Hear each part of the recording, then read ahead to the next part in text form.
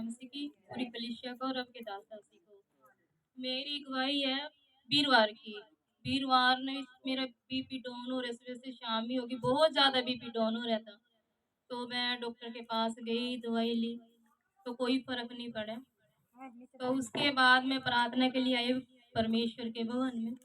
मैं प्रार्थना करी, हिम्मत नहीं थी मेरे शरीर के अंदर उठने की, मैं फिर भी परमेश्वर के भवन में आ गई। जब मैं प्रार्थना करी, पास्टर जी बैठे थे, रब के दास ये पीछे प्रार्थना कर रहे थे, मैं भी प्रार्थना कर रही थी। तो प्रार्थना करते करते समय मेरे शरीर के अंदर से एक आग निकली, बहुत ज्यादा, जिस तरह एक बर्फ गिर जा रहा है, एक आग से निकली। उसी टाइम मैं जानती, जिस टाइम घर की तरफ गई तो जानते जानते मैं ठीक होगी। मैं सुन परमेश्वर तेरा धन्यवाद कि चलने की हिम्मत भी मेरे शरीर के अंदर नहीं थी। परमेश्वर तूने मैं चंगा कर दिया। तो शनिवार के दिन फिर मैं ड्यूटी पे गई।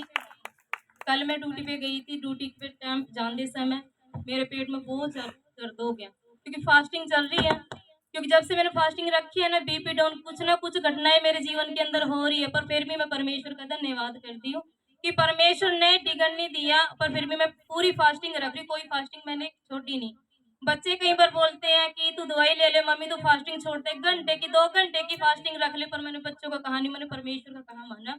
क्योंकि परमेश्वर हमारा डॉक्टरों का डॉक्टर, वेदों का वेद है। क्योंकि वो दवाई काम नहीं करती, जो दुआ काम करती है। तो मैं गई, मैं जानते सार पेट पकड़ के बैठ गई। मैं कहा मैडम जी मेरे तो पेट में दर्द हो रहा है, मैं काम किस तरह करूँ? कह रहे तू दवाई ले ले। मैं कहा ना मैडम जी मैं दवाई नहीं लेंदी, नू काम किस तरह करेगी? मैं कहा मैडम जी मेरा परमेश्वर, नु तू कौन है? मैं कहा मैं परमेश्वर ने मानने वाली परमेश्वर की बेटी हूँ। नु कहा परमेश्वर परमेश्वर कौन है? मैं कहा परमेश्वर यीशु मसीह।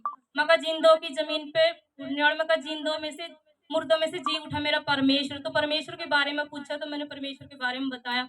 कह रहे फिर तू काम किस तरह करे? मैं काम मैं करूंगी, मेरा पर मैं कहा आपके सामने ये देखो मैं काम भी करूंगी। मेरा काम नहीं बहुत करना, क्योंकि मैं काम भी कई बार बहुत भारी काम मैं काम कर नहीं पाती, पर परमेश्वर ने फिर भी मेरी ढाल बन के मेरा सारा काम करा। कह रही फिर इंजेक्शन लगवा ले मैडम जी। मैं इंजेक्शन लगवा लूंगी, पर मैं दवाई नहीं लूंगी, क्योंकि मेरी फास्टिंग है, मैं बीच में से फास्टिंग नहीं तोड़ सकती। तो मैडम भी हैरान होगी कि तेरा परमेश्वर सबसे मान है कि तू ठीक है। तो आज मैं बिल्कुल ठीक हूँ। परमेश्वर तालियां हो जाके हालेलुया, हालेलुया, हालेलुया। जो इस तरीके से अपने फास्टिंग में और परमेश्वर के डर के भय के नीचे वफादार रहते हैं। आज लोग फास्टिंग नहीं रखते हैं, लेकिन यीशु मसीह ने कहा कि ऐसा समय आएगा कि मेरे चेले लोग क्या रखेंगे? उपवास रखेंगे। ये टाइम वो है, आप लोगों को फास्टिंग रखने का टाइम है। और लोग आज 28-29 दिन हो गए जो फास्टिंग के अंदर बैठे हुए, हालेलुया, प्रेयर में बैठे हुए, हालेलुया। ये कलीसिया के लोग, बहुत लोगों को मैं जानता हूँ जो फास्टिंग में, हम लोग भी फास्टिंग में आप लोगों के लिए दिन रात प्रार्थना होती है।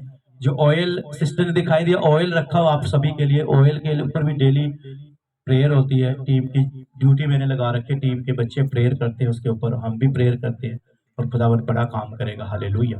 इस कलीसिया में